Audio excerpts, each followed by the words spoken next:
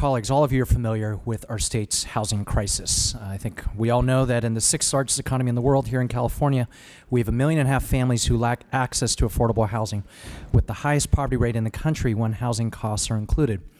We also all know that there is no single approach to addressing this crisis. I have, and many colleagues have introduced bills to incentivize the streamlining of housing production and to hold jurisdictions more accountable for not building housing. But we know that the market alone can't solve this. We also need to invest in affordable housing funding, since our state has cut funding by $1.7 billion a year with the elimination of redevelopment and with no new housing bonds for over a decade. This bill, AB 71, is the only Assembly bill at this time that would create a permanent source of funding for affordable housing. Our bill proposes a use for the funds as well as a source for the funds.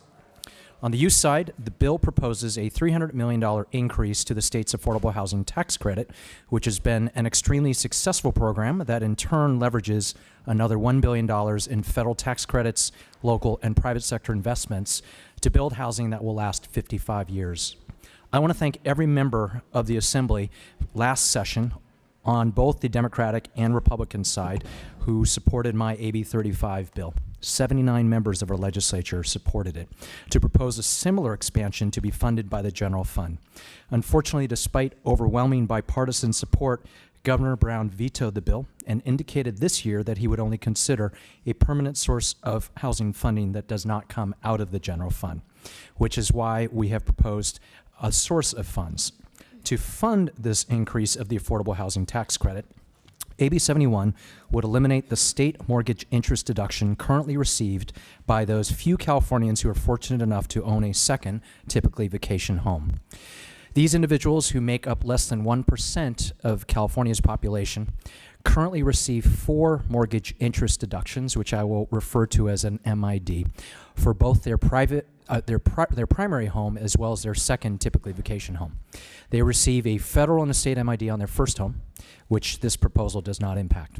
Those individuals also receive a federal MID on their second home, which this proposal also does not touch. As highlighted this past week by the New York Times and the Atlantic Monthly, the mortgage interest deduction represents enormous revenue loss. For example, it's estimated this year that the MID provides $10.7 billion of tax deductions to Californians.